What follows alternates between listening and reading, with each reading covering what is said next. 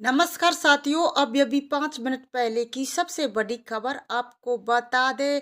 राजस्थान के शिक्षा एवं पंचायती राज मंत्री मदन दिलावर ने सवाई माधोपुर में जन सुनवाई करते हुए शारीरिक शिक्षक भर्ती पर बड़ा बयान दिया है। साथियों, ऊर्जा राज्य मंत्री हीरालाल नागर की मौजूदगी में उन्होंने कहा, प्रदेश में शारीरिक शिक्षक भर्ती में जितने भी लोगों ने गलत तरीके से तथ्य पेश कर नौकरी हासिल की है, उन्हें जल्द ही नौकरी से निकाला जाएगा। साथ ही जिनकी नौकरी अभी नहीं लगी, उन्हें जेल भेजा जाएगा। साथियों, वर्ष 2022 में राजस्थान में पीटीआई के 5,546 पदों पर भर्ती निकली थी। इस भर्ती में 12वीं तक की पढ़ाई के साथ साथ शारीरिक शिक्षा में प्रमाण पत्र अथवा डिप्लोमा की मांग की थी। साथियों, इस भर्ती परीक्षा 321 अभ्यर्थियों के दस्तावेज मिसमैच हुए थे। बोर्ड ने इस अभ्यर्थियों को नोटिस जारी किया था,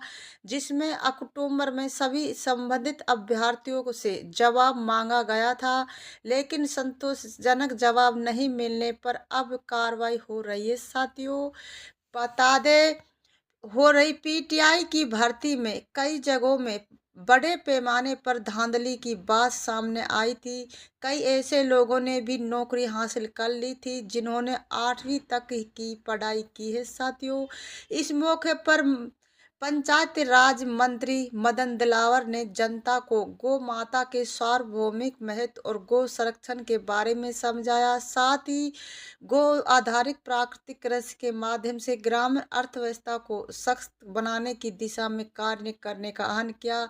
शिक्षा मंत्री मदन दिलावर ने सभी प्लास्टिक बैग का यूज न करने की शपथ दिलाई। इसके बाद उन्होंने बांग्लादेश के मुद्दे पर भी अपनी प्रतिक्रिया दी। भाजपा मंत्री ने कहा, केंद्र सरकार पूरी कोशिश कर रही है, हमारे किसी भी हिंदू भाई की जान न चली जाए, किसी को नुकसान नहीं हो, इसके लिए प्रयास किया जा रहा। शिक्षा मंत्री मदन दिलावर ने जन सुनवाई के दौरान ग्रामीणों की शिकायत पर नानतोड़ी विद्यालय में बंद भवन निर्माण कार्य की शिकायत पर एडीसीपी ने दिनेश गुप्ता को कड़ी फटकार लगाई और महीने में कार्य पूरा करने के निर्देश दिए। साथ ही जिलों में खाली पड़े व्याख्याता को पदों को जल्द ही भरने के लिए कहा है। साथियों, बता दें, इस दौरान ऊर्जा मंत्री ने ग्रामीणों की शिकायत पर मित्रपुरा पावर ग्रिड को बढ़ोतरी कम समय के लिए जोड़ने और सही समय पूरी आपूर्ति करने के लिए कहा। साथियों, बता दें, मित्रपुरा पावर ग्रिड को बोली से जोड़ने के लिए कहा गया। ऊर्जा मंत्री ने कहा, बिजली आपूर्ति पूरी हो इसके लिए संसाधन बढ़ा रहे। पिछली सरकार की वजह से हमें थोड़ा समय लग रहा, किसानों को समय पर पूरी आपूर्ति को इसके लिए कृषि कनेक्शन के लिए दिन में 2 फीडर पर लाइट दे रहे। साथियों, बता दे राजस्थान में 7 कैडर के नियमित भर्ती के 17,000 पदों पर भर्ती प्रक्रिया को पूर्ण किया गया।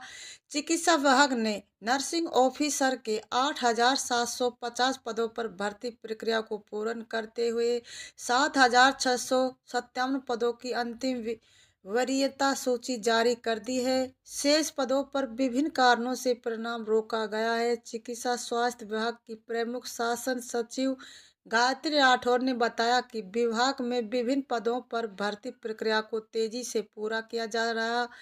नर्सिंग ऑफिसर के 8,750 पदों पर भर्ती प्रक्रिया को पूर्ण करते हुए 7,657 पदों की अंतिम वरीयता सूची जारी कर दी गई। विभिन्न कारणों से 1,013 अभ्यर्थियों का परिणाम रोका गया है। साथियों, बता दें, न्यायालय के आदेश के कारण 73 पद रिक्त तक रखे गए और 37 पद सहिता बैकलॉग के हैं। उन्होंने बताया कि चयनित अभ्यर्थियों को पद स्थापन आदेश अलग से जारी किए जाएंगे।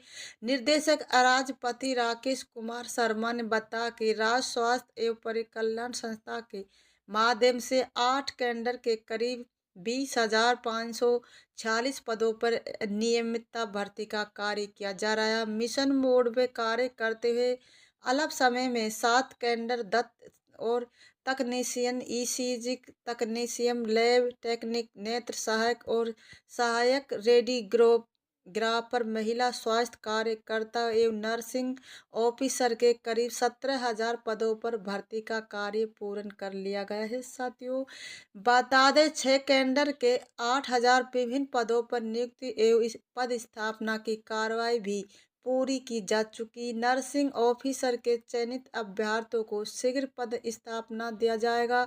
उन्होंने बताया कि 20,546 पदों में से अब केवल फार्मासिस्ट कैडर की भर्ती प्रक्रिया पूरा होना शेष है, जिसे जल्द पूरा किए जाने का प्रयास किया जा रहा है। साथियों, बता दें जिन ग्राम पंचायतों में 1 अप्रैल 2022 में 31 मार्च 2025 तक अपनी अवधि पूरी करती है, वहाँ सामान्य चुनाव होंगे।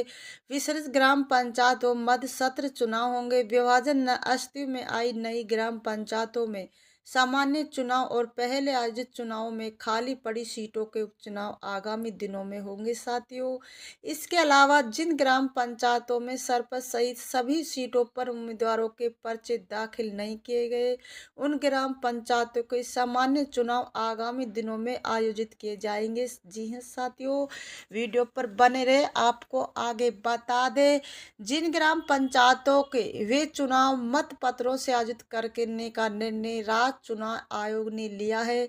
चुनाव आयोग के सचिव ने इस संदर्भ में सभी जिला चुनाव अधिकारियों, पदाधिकारियों, कलेक्टरों और सभी प्रांत अधिकारियों को एक परिपत्र भेजकर बताया कि जिन ग्राम पंचायतों के चुनाव बैलेंट से होंगे और उसके लिए जरूरी मत पेटियां जिले और तालुका के स्ट्रांग रूम में उपलब्ध होने पर उन्हें प्राप्त करके अगर मरम्मत की आवश्यकता हो तो तत्काल उसे पूरा किया जाएगा।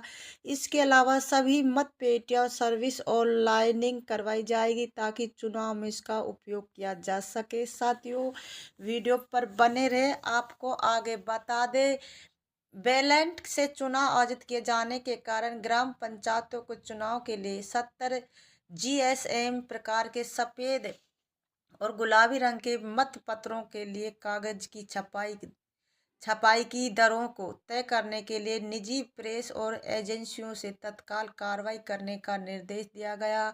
उम्मीदवारी पत्र, वैधानिक गैर अवैधिक पर मीडिया गैर वैधानिक फार्म आदि स्थानीय स्तर पर छपवाकर उपयोग करने की भी चुनाव आयोग ने सूचना दी है। साथियों, ग्राम पंचायतों के चुनाव के लिए जरूरी स्टेशनरी सामग्री जो संबंधित जिले के कलेक्टरों द्वारा स्थानीय स्तर पर खरीदी जाएगी।